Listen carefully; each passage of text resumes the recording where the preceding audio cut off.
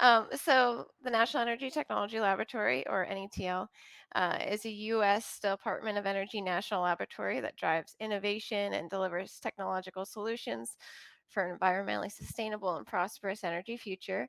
Using its world-class talent and research facilities, NETL is ensuring affordable, abundant, and reliable energy that drives a robust economy and national security while developing technologies to manage carbon, enabling environmental sustainability for all Americans. And we're very happy to be giving you a virtual tour today.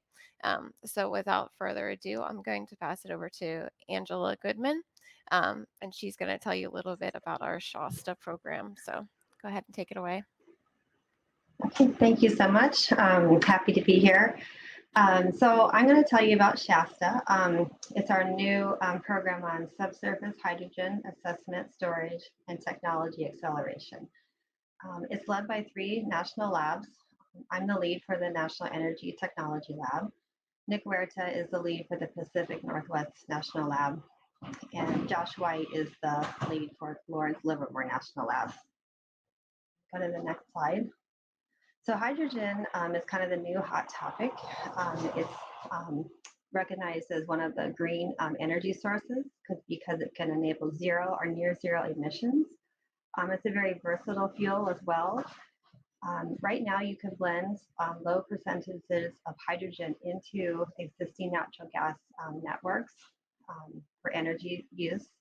It also serves as a sustainable fuel. It can be used for transportation, production of electricity. It can be used for heat for homes.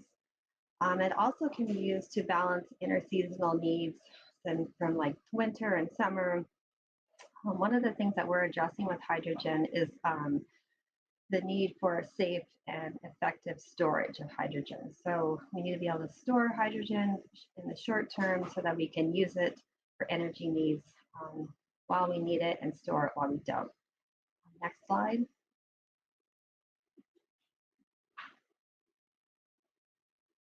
Okay, so this is a nice image of all the different uses for hydrogen.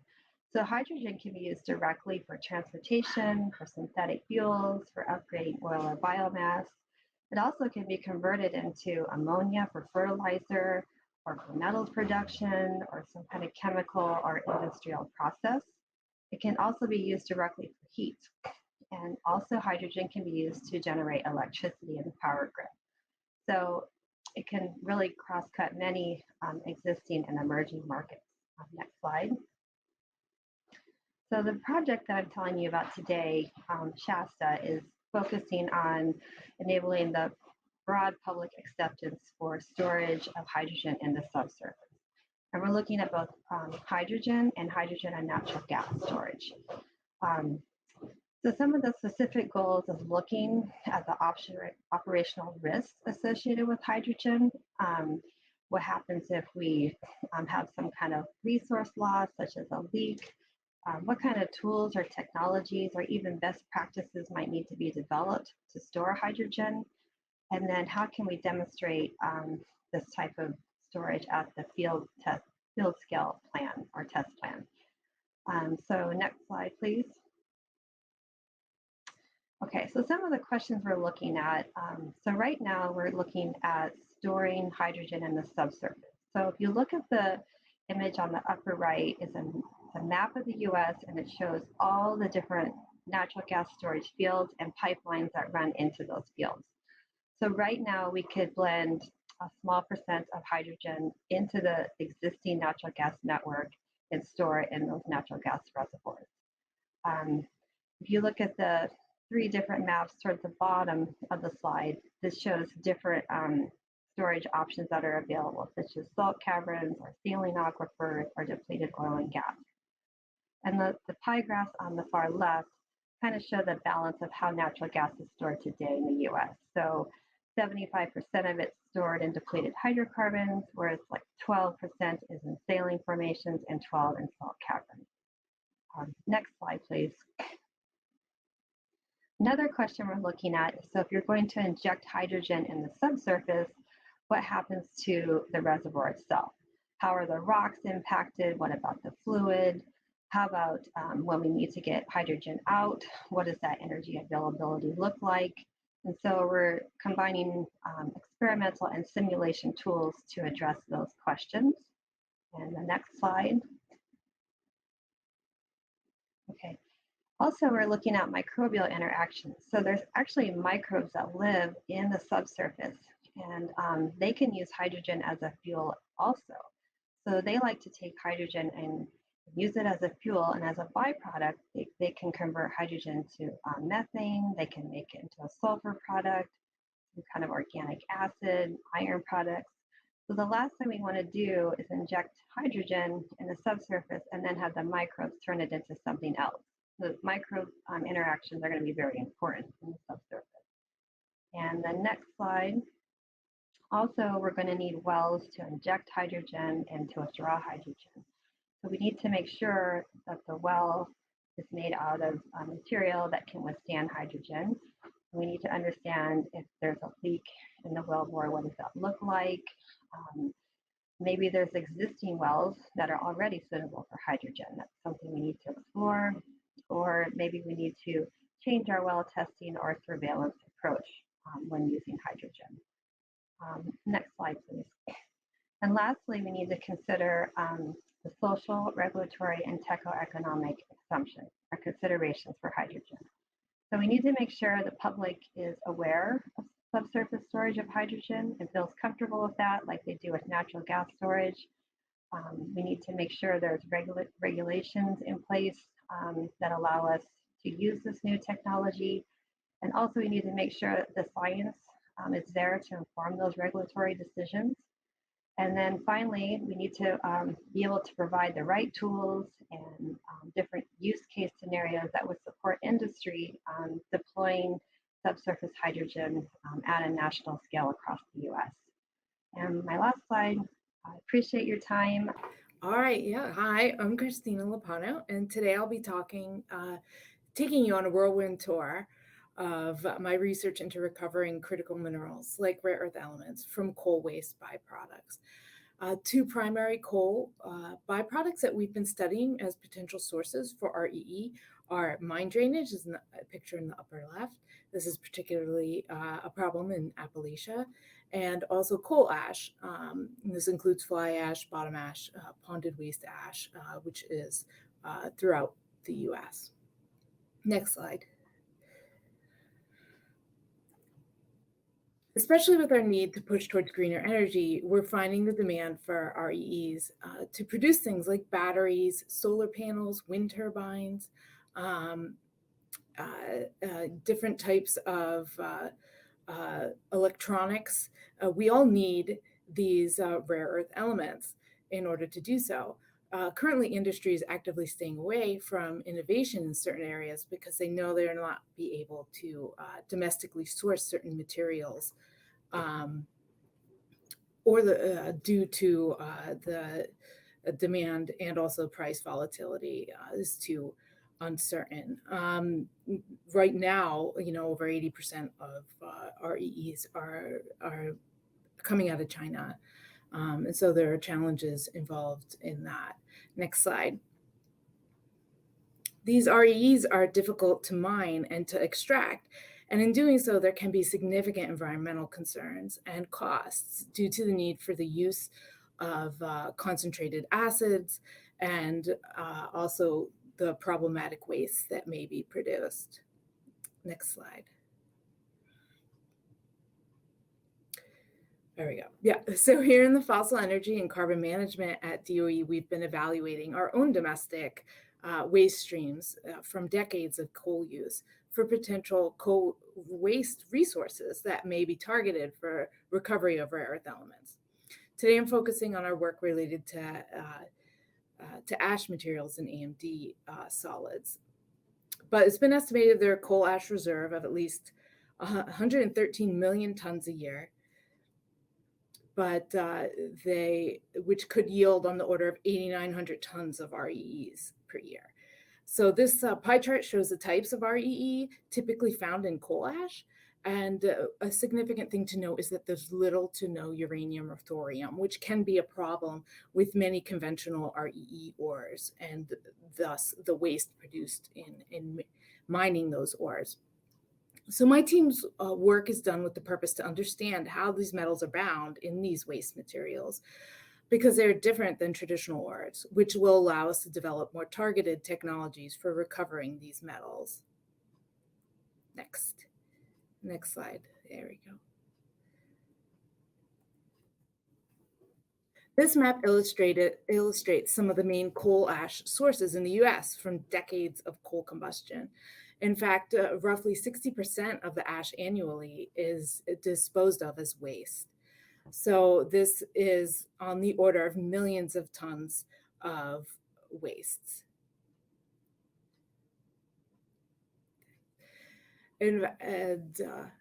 Whoops. Okay, yeah, next slide. That's fine. Another remnant of coal mining is the legacy waste of acid mine drainage. This is prominent in Appalachia. AMD results from water and groundwater and rainwater reacting with remnant coal mines. This dissolves pyrite, which releases metals into the water and results in a low pH waters. So these waters need to be remediated throughout Appalachia. In order to do so, that's either done using active remediation, which is lime additive, or passive remediation, which is as simple as flowing the water through a limestone bed. So this is a picture of an example of one of these limestone beds. And so my team is looking at how the rare earths are bound and what are the recovery and treatment opportunities.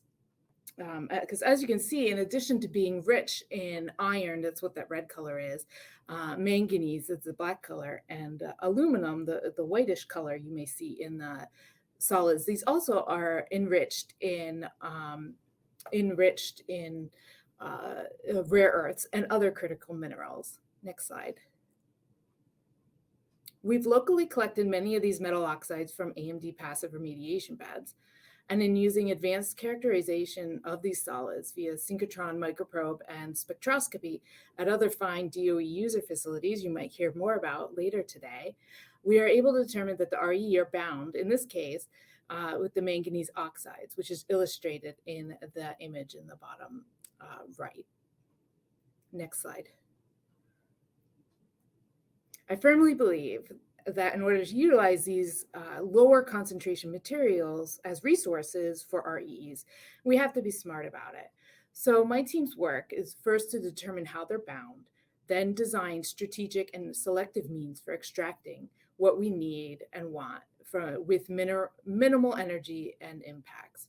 This is the focus of the work in my lab. So it goes from a range of field work to a laboratory work. We perform geochemical extractions and characterization then at the Stanford synchrotron light source, for example, or the advanced photon source. We just came back from a trip there last week. And then we use the information that we learn from this characterization to develop targeted extractions.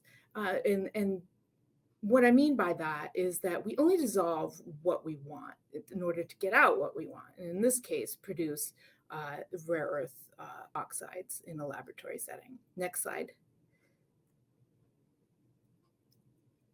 So based on what we've learned with the characterization, we're able to develop a method for sequentially leaching REE in a targeted fashion. Because only a fraction of the material is dissolved, unwanted materials and elements are not dissolved into the pregnant leachate solutions. Our first step is a wash, and the second step targets REEs, and then the third step can target additional critical metals and so on. So we actually have a patent pending for the targeted sequential leaching that we developed based on the characterization. And so this is for a waste product that doesn't need to be mined. There's minimal to no pretreatment. It's done at ambient conditions, and the patent pending extraction process allows for significant acid reduction compared to standard industrial use and with effective REE recovery. So by optimizing the leaching, we can reduce solvent consumption and costs in the later processing steps as well. Next slide. In fact, we were recently awarded a DOE Technology Commercialization Fund project in order to test these extractions at a larger scale and build a very small pilot test in Wyoming with our partners out at the University of Wyoming, Campbell County, Wyoming, and the city of Gillette, and which have been providing 50% cost share. Next slide. We have many other projects managed out of NETL that you can learn more about throughout the different coal basins in the US, resulting from decades of coal combustion. So please feel free to visit this website and learn more. And the contact for this is Jessica Mullins here at NETL. So I hope you enjoyed the tour. Happy to take any questions at any time, now or later. We'll just leave you with a happy Earth Day from NETL. So hi everyone, my name is Dustin Crandall. I'm here at NETL in Morgantown, West Virginia, and I truly hope that everyone has as beautiful a day outside their windows as I am fortunate enough to have right now. If we go to the next slide, we will get right into what I'm going to talk about. So I'm a mechanical engineer by training, and I have no formal geology training. I am interested in fluid flow, computer simulation, image processing, and getting in the lab, being a lab rat, and doing experiments. Yet, I'm going to talk about some geomaterial characterization. And the reason I'm going to do that is, in part, all those skills that I just talked about actually turn out to be incredibly useful for computed tomography scanning and looking at flow within rocks.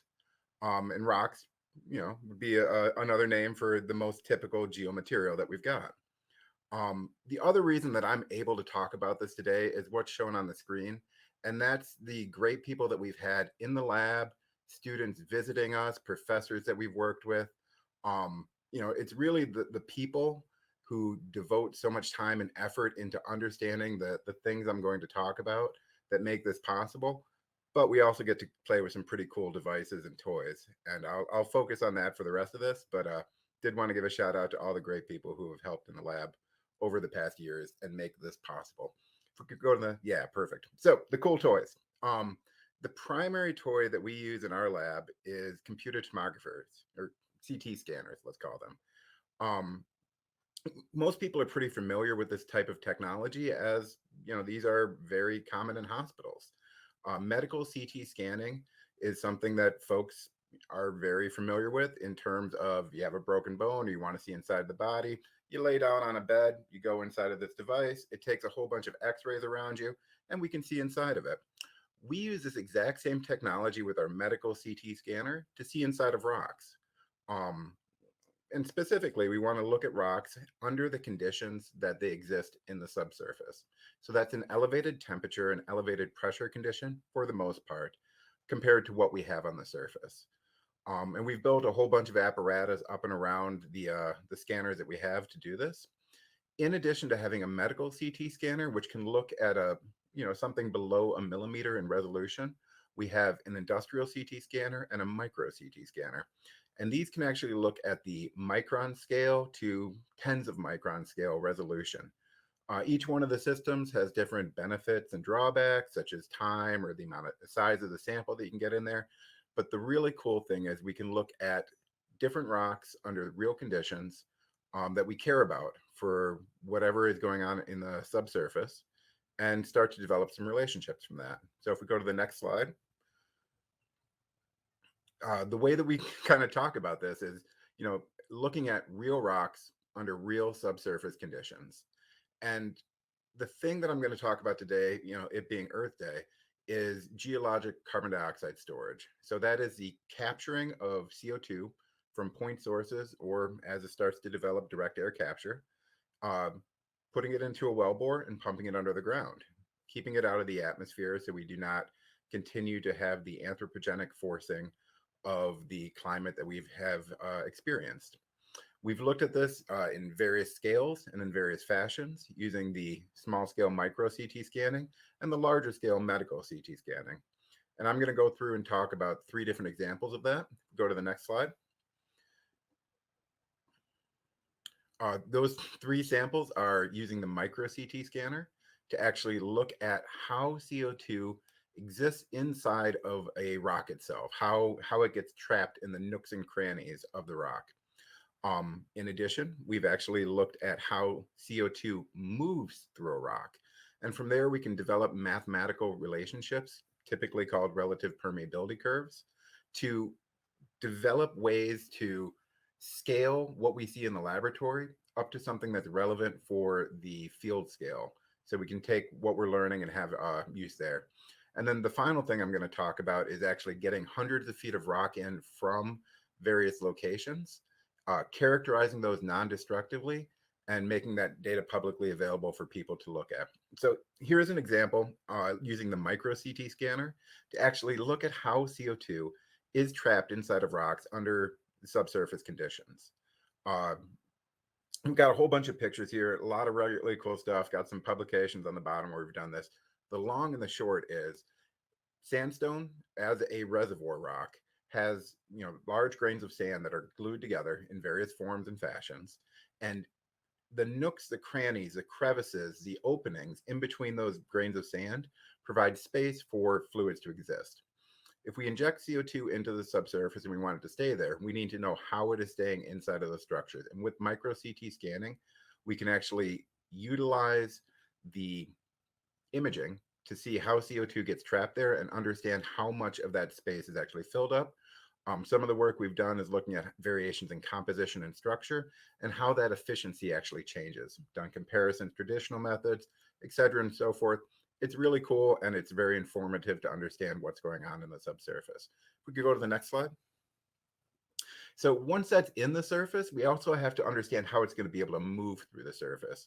And we've done a significant amount of work using primarily the medical CT scanner to look at how CO2 is moving through a rock. On the very right side of this image here, what we see is actually a evolution of CO2 migrating through a rock and dissolving away a little bit of that rock structure, creating a wormhole or a very porous opening. We can understand those changes due to geochemical alteration, but we can also develop relationships, mathematical relationships, as illustrated by the curves in the middle of the slide, to describe how CO2 and water is actually moving together inside of a rock. From there, we can understand, how much CO2 you can get into a location, where it's going to move, what's going to happen. And as was talked about by the researcher at the Jefferson Lab, these are models and they're not perfect, but they give us some insight into what and how the the behavior is going to be, so we can predict and do our best to manage how much CO2 we can get in the subsurface. We go to the next slide. In order to understand how things are going to move in the subsurface, we also have to be able to know what the properties are thousands of feet under the ground. And there are plenty of field laboratories. There is work being done throughout the country to evaluate the different properties of the subsurface for CO2 storage.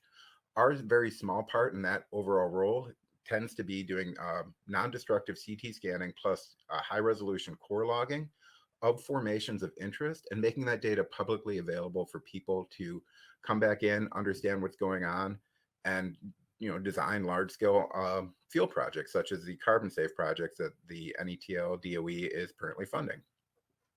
I'm showing some examples here of recent reports we've put out from core that we've examined from Pennsylvania to Michigan, Kansas, and Illinois. All across the country, there are potential locations such as, like Angela was talking about, with the potential to store hydrogen across the country.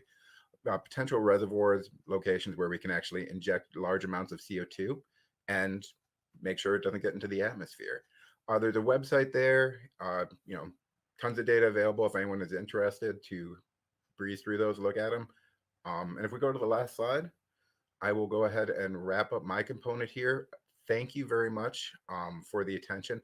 Thank you, everyone who set this up. This is such an awesome event. I'm going to be checking in all day as I can to see what's going on across the labs. I do see that there's a question. So I'll let folks read what's on the slide if they want, and I will answer the question of how long have you been using CT scanning for this type of work? So I'm very, very lucky.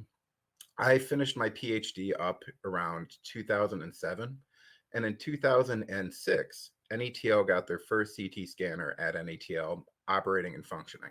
So it's been 15 plus years at this point, 15-ish years, that we've had CT scanners at NETL to look at this type of behavior. Some of the earliest work that researchers did in this field, um, petroleum engineers, subsurface engineers interested in how fluids move in rocks, was actually done by universities who, picked up a rock and brought it over to another department in their university, veterinary department, medical department, whatever, and use that to look at use CT scanning in those aspects to look at the processes that I talked about. But for us at NETL, it's been about 15 years. What does carbon safe mean? Oh, carbon safe. So it's an acronym.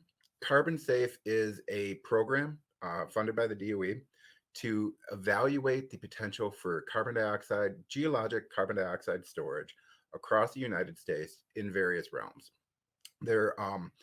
If you type into Google carbon safe, tend to capitalize all safe as it's an acronym, and then DOE, you'll find some information about some of the different field laboratories and what's being done in those. Yeah, I'll leave it at that. I'd be happy to, and if anyone has any further questions on that, feel free to reach out to us at NETL and we'll get you some links and direct information. Hello, everyone. Happy Earth Day. I'm Natalie Peckney. I'm an environmental engineer at NETL. And we're going to transition somewhat from Christina's and Dustin's discussions about things below ground, and we're going to move up into the atmosphere and talk about air quality, and specifically the impacts that the oil and gas industry have on air quality. So you can go on to the next slide. So there are a variety of air pollutants that are emitted from the production, processing, transmission, distribution of natural gas and oil. Certainly one of the biggest concerns is the greenhouse gas footprint. Natural gas is mostly comprised of methane. Methane is a potent greenhouse gas, and in fact, it has a greater global warming potential than carbon dioxide on the long term. So every year, the U.S. Environmental Protection Agency puts out their greenhouse gas inventory, which is their attempt to estimate the amount of greenhouse gas emissions that are coming from various sources across the country. So in these pie charts, you can see the one on the left, the amount of methane emissions that are estimated to come from the energy sector. And this is from the 2020 greenhouse gas inventory. There's kind of like a 2-year delay from the time the EPA collects all the information to publishing the inventory. So this information is kind of like 2 years old. And you can see that the biggest chunk of the pie there is natural gas systems at about 61%.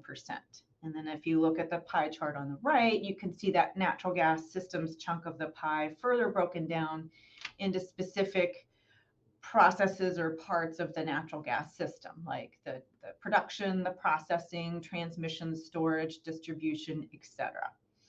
So at NETL, we aim to investigate these emission sources from the natural gas system. We want to improve the information about how much these processes are, how much methane they're emitting. And then this helps us in planning how to reduce or eliminate those emissions in an optimal way. So I'm going to show you on this virtual tour some different approaches that we take in NETL to do these investigations. Go ahead to the next slide. There's a very long history of oil and gas drilling in the United States. The very first oil well was drilled in 1859 in Pennsylvania. And it was drilled by a man named Edmund Drake, Colonel Edmund Drake. He's shown in the photograph on the left there wearing the top hat, and that's him in front of the first oil well.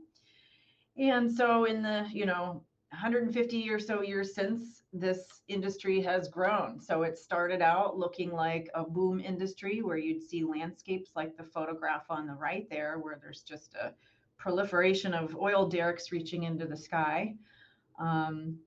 And then if you go to the next slide, we fast forward into modern natural gas production. So those early wells were all just vertical, going straight into the ground. and usually a little more shallow. But as the technology for oil and gas drilling has advanced, nowadays we can drill a well horizontally too. So the well will go down vertically into a like a shale formation that's bearing natural gas, and then it'll go horizontally some distance. So that allows access to a greater volume of gas from that one well. And the wells are hydraulically fractured, which means that large quantities of fluids are pumped down in the well at really high pressure to crack the shale and allow the natural gas then to flow up to the surface. So this is a really intense industrial process. You can see in the aerial photograph on the right there, this is a image of a shale gas well pad. And you can put multiple wells on one well pad, so they're going down vertically and then horizontally in different directions. But on the surface there, you see there's a lot of trucks and tanks and engines running. These wells are being hydraulically fractured, so lots of activity there to be able to get the fluid into the wells at that really high pressure, high enough to crack rock. So all of this equipment on the site there, they're generating emissions. And then there could be emissions also from just the natural gas itself escaping into the atmosphere. Next slide, please. So one technique that we use to try to evaluate what the impact this activity has on air quality is to do ambient air monitoring. And the star of our ambient air monitoring program is this mobile laboratory that you can see in the picture. It's basically a trailer that we can tow to different locations and, for instance, park it on a well pad like you see in the photo below there. You can, where the trailer laboratory is circled, we have it parked on a shale gas well pad.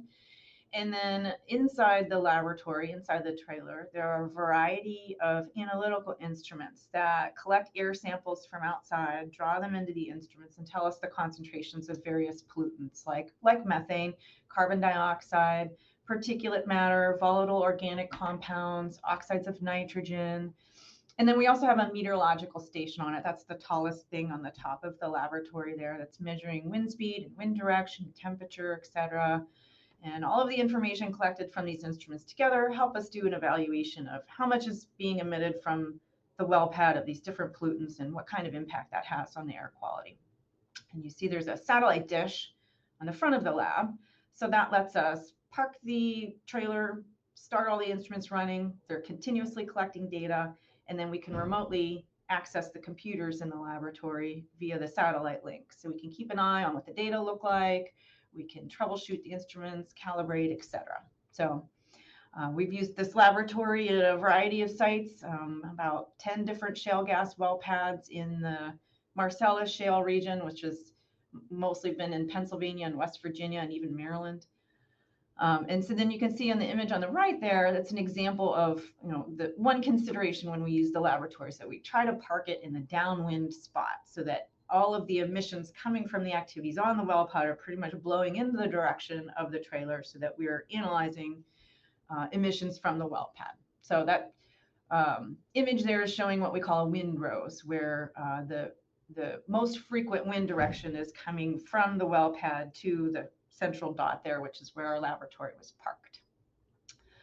Go ahead to the next slide. So that was an example of how we can evaluate emissions from the production end of the natural gas system. But this little cartoon here shows that the system extends beyond production into gathering and processing and transmission, usually by pipeline, storage and transformation, and then also eventually distribution and end use. So at every point along the system, there's potential for leakage of the natural gas into the atmosphere. So at NETL, we're trying to focus in on specific parts of the system and try to collect data out in the field for how much emissions are being generated, and then think about how to mitigate those emissions. Next slide. Another tool or technique that we use is vehicle-based surveys to find methane leaks. So something that we could do is put a methane analyzer inside a vehicle and have it drive around on public roads and collect concentration of methane data along the route. And it's connected to a GPS. so that we can map out methane concentrations. And you can see on the vehicle there, we've labeled that we have the analyzer inside the vehicle. There's sample tubing going out the back to the inlets. That's actually where the sample is being collected. And then above it is an anemometer that's measuring wind speed and wind direction. And then the GPS is more towards the front of the vehicle. So if you look on the right, that is an example of the type of maps that we generate. So the heavy black line is the route that we drove. And then you see the circles that are colored light yellow all the way to a darker reddish color. Those are kind of like the intensity of the methane concentration data that we've collected. So high concentrations are where the more red areas are. So then after these surveys, we can focus in on those red areas, try to pinpoint what the source of the emissions is, and then take other equipment in there to actually quantify emission rate. All right, next slide. And one of the emission sources that's been getting a good bit of attention lately is methane emissions from orphaned wells. So I showed, attempts to quantify air quality impacts during active production. But for oil and gas wells, over time as they're producing, the production rate starts to decline until eventually the operator of the well decides it's no longer economically feasible to operate that well. And so nowadays there are rules and regulations for how a well is plugged and abandoned, or P&A. And generally that means that it's filled with cement so that fluids can no longer migrate to the surface. And then the area is kind of reclaimed to its original or close to its original state. But those rules and regulations weren't in place until something like the 1950s or 60s. So many, many wells that were drilled from 1859 until that time, a lot of the operators were able to just walk away when they were done producing at a well. And so unfortunately, a lot of them have been left open to the atmosphere where gases and fluids can be still migrating to the surface. And although these are generally a pretty small emission source, because by the time the operator walks away, the well's not really producing much of anything. If you add up the small quantity of gases that are coming out of these wells across the country, there's hundreds of thousands of wells. It adds up to a significant amount. If we were to go back to those pie charts I showed you at the beginning, it amounts to about 3% of the methane emissions from the energy sector. So that might not seem like a big contribution, 3%, but it is a source that we know how to mitigate. We can go in there and plug the well, and that essentially, if done correctly, can ensure that there's no longer any emissions from this source. So our team at NETL, we visited hundreds of these orphaned wells, and the legacy of what's been left behind, we see anything from a pretty well intact well with a pump jack and everything, like the picture on the top left, to just kind of like a hole in the ground where the casing's been cut off at the ground surface, and those are really difficult to find. So these wells present a lot of hazards, not only just the greenhouse gas emissions. You can see that one in the middle has obviously been leaking oil, but they also are can be unstable ground. If there's other subsurface development in the area, if other people are drilling wells nearby, there can be fluid migration and problems caused by that. So this is an environmental legacy that is a really complex one to tackle, but it's something that we're working on at NETL. And I can show you, you can see in the middle image there, one of my team members is using an infrared camera to look at a well. And then this on the right here, unfortunately, since I believe this is a PDF, you can't see the video. But if I were to play it, you can't see methane with the naked eye, but in the infrared, it will look like kind of like smoke coming out of a well. So we use that as one of our tools to determine whether or not a well is leaking. And then we can use other instruments to actually measure the emission rate if it is leaking. So this is one of the emission sources that we're currently looking at and trying to quantify so that it helps inform mitigation strategies. Okay, you can go to the last slide. So Doing a tour virtually is kind of challenging since I can't, take you around the vehicle-based laboratory or a trailer-based laboratory, but hopefully you enjoyed the pictures that I showed you. You can see in this last picture, they're a really great team to work with, and we're standing in front of a drone. This is kind of a new direction that we're heading to. There's a lot of exciting things that can be done via drone, so we're starting to collect information that way, and just continuing to try to provide the best information for air quality impacts from the oil and gas industry so that we can reduce emissions overall and reduce the greenhouse gas footprint. So thank you, everybody. Hope you enjoyed learning about NETL. The National Energy Technology Laboratory is dedicated to driving innovation and delivering solutions for an environmentally sustainable and prosperous energy future. As one of 17 U.S. Department of Energy national labs, NETL is producing technological solutions to America's energy challenges. For more than 100 years, NETL has helped develop technologies that are delivering integrated solutions to enable transformation to a sustainable energy future and improve people's lives in meaningful ways. NETL's 3 labs are located in Morgantown, West Virginia, Pittsburgh, Pennsylvania, and Albany, Oregon. The lab also has strategic offices located in Alaska and Texas. Today, NETL's award-winning scientists and engineers strive to ensure our energy is clean, reliable, resilient, and affordable. We help to drive toward environmental sustainability by developing technologies to manage carbon across the full life cycle. These efforts are making important advances toward achieving a carbon-free power sector and a net-zero economy. We're pursuing innovations for more efficient energy systems and transformational power generation. And we're advancing energy conversion technologies like fuel cells and microwave chemical conversion technologies. Our cutting-edge research and technology development in areas like mineral sustainability and carbon dioxide capture, removal, conversion, and storage is leading to real technology advancement and impactful demonstration. Aiding technology development, NETL exercises its renowned expertise in technical and economic analyses and computational sciences, which enables researchers to generate information and understanding beyond the reach of experiments alone. Together with our partners, NETL has advanced technologies from discovery to commercialization.